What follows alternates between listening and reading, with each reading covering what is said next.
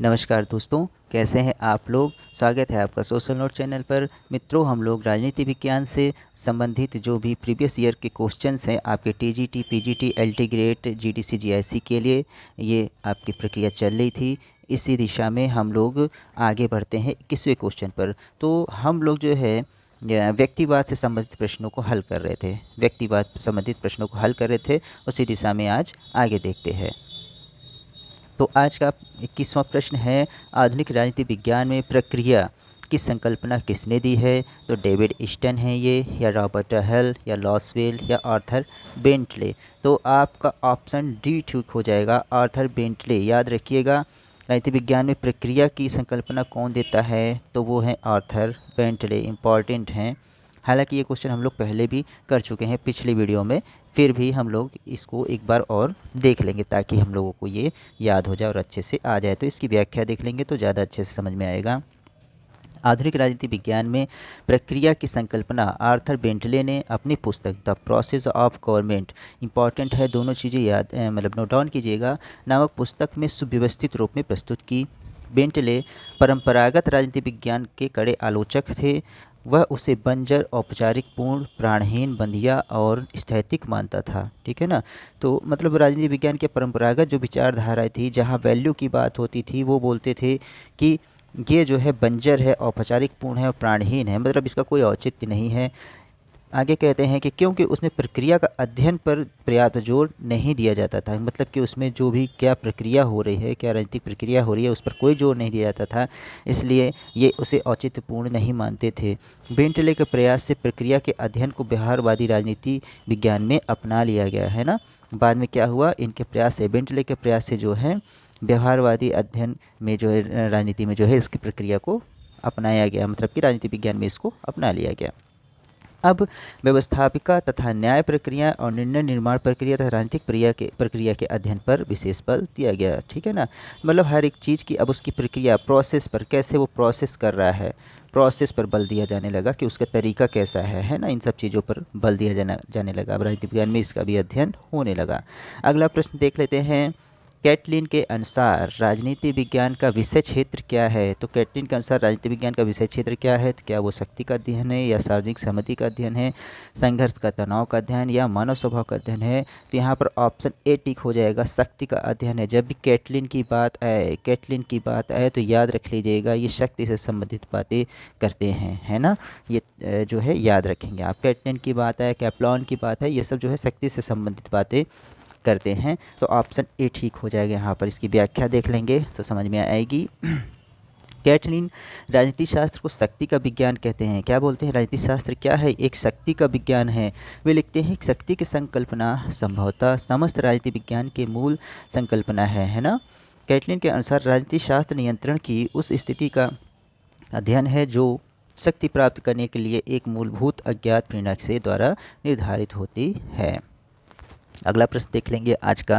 23वां question है कि अरस्तु के द्वारा दासता क्या है, दैवी दंड का एक रूप किंतु हानिकारक है, अप्राकृतिक और अस्थायी है, प्राकृतिक और दैवी है किंतु निंदनीय है, प्राकृतिक और लाभप्रद है। तो अरस्तु जो अपना दासता का सिद्धांत देता है तो वो दैवी दंड की बात नहीं करता है, अप्राकृतिक और अस्थायी की भी बात नहीं करता है, प्राकृतिक है और दैवी है ये भी इसकी भी बात नहीं करता है।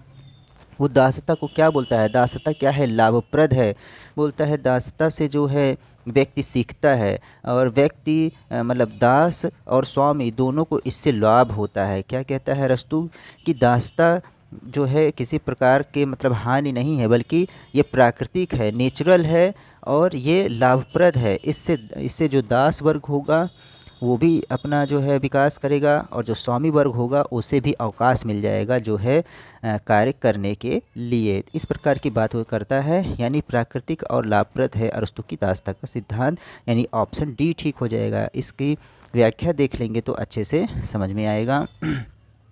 अरस्तु के अनुसार दासता प्राकृतिक है और यह स्वामी और दास दोनों के लिए ही लाभकारी है। अरस्तु मानता है कि प्रकृति ने मनुष्यों को दो समूहों में बांटा है ना, कितने दो समूहों में बांटा है। जिन आत्माओं में प्रकृति के शासन और आदेश को मानने का सिद्धांत जमाया है वे प्राकृतिक दास तथा दूसरे मनुष्य स्वतंत्र होते हैं जो शासक के रूप में पैदा होते हैं, है ना। मतलब एक व्यक्ति कार्य करने के लिए और एक व्यक्ति शासन करने के लिए पैदा होता है। प्रकृति ने दो प्रकार के समूहों में मनुष्यों को बांटा हुआ है, ऐसा कौन कहता है, तो ये अरस्तु बोलते हैं। उनमें बौद्धिक बल होता है, किनमें, जो जिनमें शासन करने की क्षमता होती है, वे स्वामी होते हैं। इस तरह बौद्धिक असमानता और शारीरिक क्षमता के आधार पर दास स्वामी का संबंध प्रारंभ हुआ है। अन्य तथ्यों में देख लेते हैं कि अरस्तु दासता के दो प्रकार, स्वाभाविक दासता और वैधानिक दासता बताते हैं। याद रखिएगा, इंपॉर्टेंट है, किस किस प्रकार के, तो स्वाभाविक दासता और वैधानिक दासता वो बताते हैं। अरस्तु दास को सजीव एवं पारिवारिक संपत्ति मानते हैं। ये दास क्या हैं, सजीव हैं और पारिवारिक संपत्ति हैं।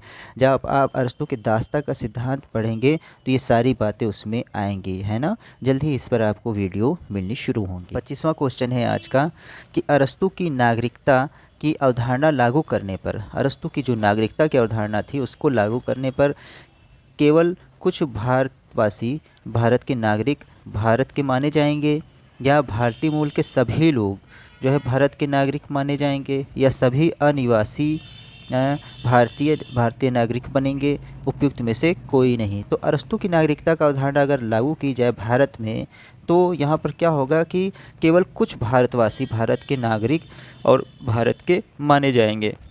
कारण वो सभी को नागरिकता देने की बात नहीं करता है, अरस्तु सभी को नागरिकता की बात नहीं करता है। जैसे दास, बच्चों और बूढ़ों को वो नागरिकता प्रदान नहीं करता है ना। तो इसलिए जो है केवल कुछ भारतवासी ही भारत के नागरिक भारत के माने जाएंगे, यानी ऑप्शन ए ठीक हो जाएगा। इसकी व्याख्या देख लेंगे तो अच्छे से समझ में आएगा। अरस्तु की नागरिकता की अवधारणा लागू करने पर कुछ भारतवासी भारत के नागरिक भारत के माने जाएंगे, क्योंकि अरस्तु ने राज्य में निवास करते हुए भी नागरिक न होने की 4 दशाएं बताई हैं, ठीक है ना। वो सबसे पहले नागरिक न होने की दशाएं बताता है, बाद में बोलता है कि कौन नागरिक होगा। तो ये बहुत ही इम्पॉर्टेंट है, देख लेते हैं। पहली दशा क्या बताता है, तो वो कहता है कि किसी राज्य में निवास करने से ही नागरिकता नहीं मिलेगी। मतलब आप किसी राज्य में अगर निवास कर ले रहे तो आपको उससे नागरिकता नहीं मिल जाएगी, क्योंकि स्त्री, बच्चे, दास और विदेशियों को नागरिक नहीं माना जाएगा अरस्तु के राज्य में, है ना। और दूसरा है, किसी पर महाभियोग चलाने का अधिकार रखने वाला व्यक्ति को भी नागरिक नहीं माना जाएगा, है ना। कि अगर कोई व्यक्ति ऐसा है कि जो कि दूसरे के ऊपर अभियोग, मतलब उस पर अक्षमता या किसी प्रकार से जो है प्रक्रिया चला दे, अभियोग की प्रक्रिया चला सकता हो, तो वो भी जो है ज़रूरी नहीं है कि वो नागरिक माना जाए, यानी वो पावरफुल होगा फिर भी उसे नागरिक नहीं माना जाएगा, क्योंकि संधि के द्वारा यह अधिकार किसी विदेशी को भी प्राप्त हो सकता है ना। अगला देख लेते हैं। तीसरा है, उन व्यक्तियों को नागरिक नहीं माना जा सकता जिनके माता पिता दूसरे राज्य के नागरिक हों। ये भी इम्पोर्टेंट, जिनके माता पिता दूसरे राज्य के नागरिक होंगे वो भी नागरिक नहीं माने जाएंगे। निष्कासित तथा मताधिकार से वंचित व्यक्ति को भी राज्य का नागरिक नहीं माना जा सकता है ना। तो इससे संबंधित अन्य महत्वपूर्ण तथ्य भी देख लेंगे कि अरस्तु ने अपने प्रसिद्ध ग्रंथ पॉलिटिक्स, ये इंपॉर्टेंट है, उनके प्रसिद्ध ग्रंथ कौन सी थे, पॉलिटिक्स में राज्य एवं नागरिकता से संबंधित विचार प्रकट किए हैं। अरस्तु मकदूनिया के राजकुमार सिकंदर का शिक्षक था। तो ये था इम्पॉर्टेंट। आइए देखते हैं अगला प्रश्न। तो 26वां प्रश्न है कि निम्न में से कौन एक नागरिक समाज को महत्वपूर्ण विशेषता है। नागरिक समाज की महत्वपूर्ण विशेषता है कि ये बाध्यकारी होती है, कि समीप होती है, स्वेच्छा और दया। तो ये जो नागरिकता होती है समाज की महत्वपूर्णता है कि ये बाध्यकारी होती है ना। ये बाध्यकारी होती है जब ये आप प्राप्त कर लेंगे तो ये बाध्यकारी, इसके नियम कानूनों को आपको मानना पड़ेगा, है ना। तो यानी ऑप्शन ए ठीक हो जाएगा। इसकी व्याख्या देख लेंगे तो आपको अच्छे से समझ में आएगा कि नागरिक समाज के संदर्भ में उदारवादी और मार्क्सवादी व्याख्या में अंतर है, फिर भी इसके बाध्यकारी रूप को लेकर दोनों सहमत हैं, ठीक है ना। नागरिकता संबंधित विचार को उदारवाद में नागरिक समाज की कानूनी संकल्पना को महत्वपूर्ण माना गया है, जिसमें सभी नागरिक कानून का पालन करते हुए मिलजुल कर रहते हैं। मार्क्सवाद नागरिक समाज की रचनाओं पर बल देते हैं, जिसके माध्यम से एक वर्ग दूसरे वर्ग पर प्रभुत्व स्थापित कर शासन को वैध बनाते हैं, है ना। मार्क्सवादी वर्ग संघर्ष पर बात करते हैं। मार्क्सवादी किस पर, वर्ग संघर्ष पर बात करते हैं, है ना। अगला क्वेश्चन देख लेते हैं। 27वां प्रश्न है आज का कि राजनीति विज्ञान में व्यवहारवाद एक प्रवृत्ति थी जिसने राजनीति विज्ञान व्यवहारवाद एक प्रवृत्ति थी जिसने राजनीति विज्ञान को मानव प्रकृति पर आधारित किया, राजनीति विज्ञान को प्राकृतिक विज्ञान में बदलने का प्रयास किया, या शक्ति की अवधारणा को प्रक्रिया को अवधारणा के लिए स्वीकार किया, या व्याख्या की प्रतिमानों के लिए व्यवस्थित किया। तो राजनीति विज्ञान में जो व्यवहारवाद की प्रक्रिया थी उसमें अब मनुष्य को प्रकृति को भी शामिल किया जाने लगा था, है ना, कि किस प्रकार से प्रक्रिया होती है, यानी मनुष्य अगर उस चीज़ से जुड़ा हुआ है तो किस प्रकार वो क्रियात्मक रूप में चलता है, कैसा प्रोसेस होता है। तो यानी ऑप्शन ए ठीक हो जाएगा कि राजनीति विज्ञान को मानव प्रकृति पर आधारित किया गया है, यानी ऑप्शन ए सही हो जाएगा। इसकी व्याख्या देख लेते हैं। तो राजनीति विज्ञान में व्यवहारवाद एक आंदोलन के रूप में 20वीं सदी में उभरा। इम्पॉर्टेंट है, याद रखिएगा। इसके मुख्य ध्येय मनुष्य की राजनीतिक व्यवहार को अध्ययन का केंद्र बिंदु बनाना था। यानी अभी राज्य केंद्रित जो है, मतलब कि स्टेट केंद्रित जो है अध्ययन किया जाता था कि स्टेट क्या है, स्टेट के बारे में सारी जानकारी। अब जो है मनुष्य चूँकि जुड़ा हुआ था राज्य से, तो मनुष्य केंद्रित अब अध्ययन किया जाने लगा। कब? व्यवहारवादी उपागम के स्टार्ट में, इसके आंदोलन होने के साथ ही, है ना। केंद्र बिंदु था जिससे यह तथ्य प्राप्त हो सके कि विभिन्न परिस्थितियों में मनुष्य किस प्रकार व्यवहार करता है ना, मतलब अलग अलग परिस्थितियों में मनुष्य का व्यवहार कैसा होता है एक स्टेट में। इस प्रकार व्यवहारवाद राजनीति विज्ञान को मानव प्रकृति पर आधारित किया। व्यवहारवाद राजनीति को वैज्ञानिक दृष्टिकोण देने के लिए इसे जो है मूल्य निरपेक्ष बनाया, मतलब कि इसमें से जो वैल्यू वाली बात थी, यानी जो परंपरागत परंपरा थी, उसको समाप्त किया और इसको मूल्य निरपेक्ष बनाया तथा इसके अध्ययन में वैज्ञानिक प्राविधियों का प्रयोग किया। मतलब इसको और सटीक और यथार्थ बनाने के लिए, इसको और रियलिस्ट बनाने के लिए इसमें वैज्ञानिक प्राविधियों को डाला गया और इसको मूल्य निरपेक्ष, यानी पहले क्या था, वैल्यू के ऊपर ज़्यादा जोर दिया जाता था, है ना। जैसे प्लेटो अरस्तु का ये इन सब का जो है राजकीय संकल्पना क्या थी, वैल्यू पर आधारित होती थी पहले, है ना।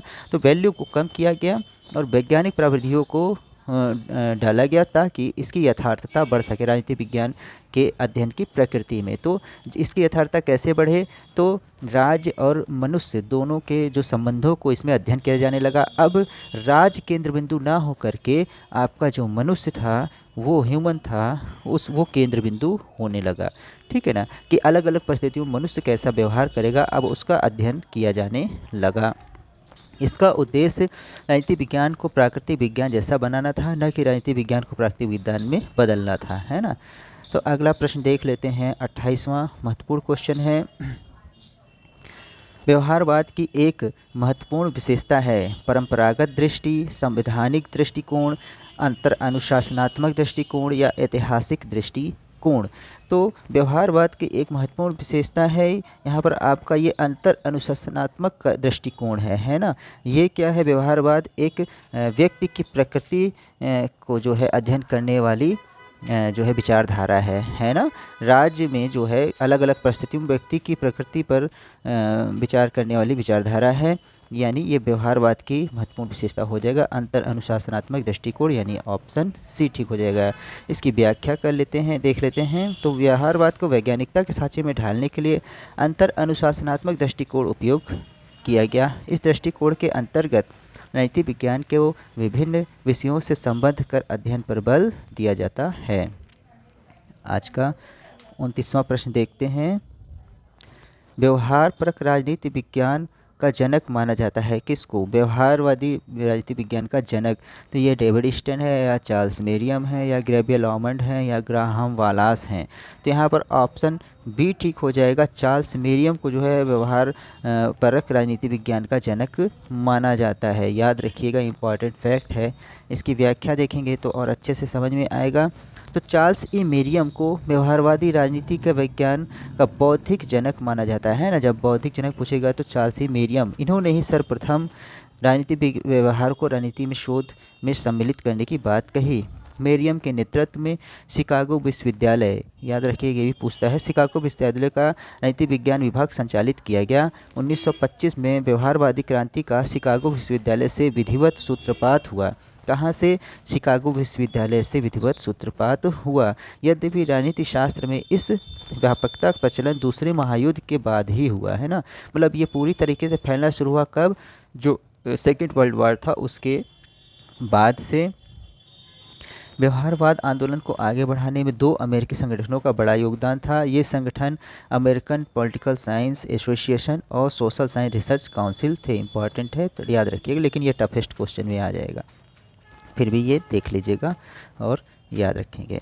आज का 30वां और आखिरी प्रश्न होगा कि इनमें से कौन व्यवहारवाद और उत्तर व्यवहारवाद का प्रतिपादक है? व्यवहारवाद और उत्तर व्यवहारवाद का प्रतिपादक है तो George Catlin, David Easton, Leo Strauss या चार्ल्स मेरियम। तो यहाँ पर ऑप्शन बी डेविड ईस्टन को व्यवहारवाद और उत्तर व्यवहारवाद दोनों का प्रतिपादक माना जाता है। ठीक है ना। अभी हम लोगों ने देखा कि व्यवहारवाद का जो एक प्रतिपादक था, बौद्धिक जनक इनको मानते हैं। किसको बौद्धिक जनक मानते हैं?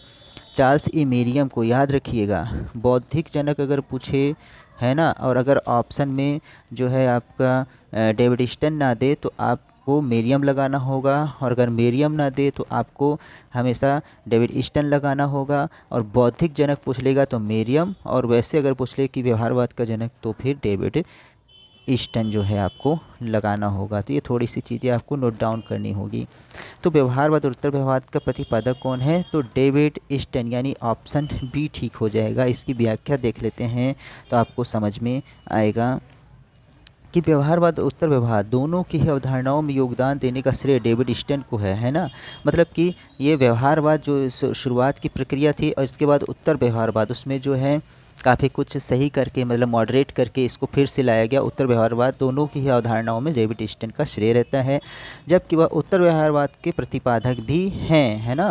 व्यवहारवाद को प्रतिपादित करने का श्रेय मेरियम और उनके सहयोगियों को दिया जाता है। याद रखिएगा, व्यवहारवाद को प्रतिपादित करने का श्रेय मेरियम, मतलब व्यवहारवाद के जनक किसको कहते हैं? मेरियम को, और उनके सहयोगियों को भी दिया जाता है। लेकिन कभी कभी मेरियम ना दे और केवल डेविड ईस्टन दे दे तो आप डेविड ईस्टन पर टिक कर दीजिएगा, तो वो बिल्कुल सही हो जाएगा, है ना। तो इस प्रकार से हम लोगों ने आज ये 10 महत्वपूर्ण प्रश्नों को देखा है, और आप इसको नोट डाउन कर लीजिएगा जो कि बहुत महत्वपूर्ण है।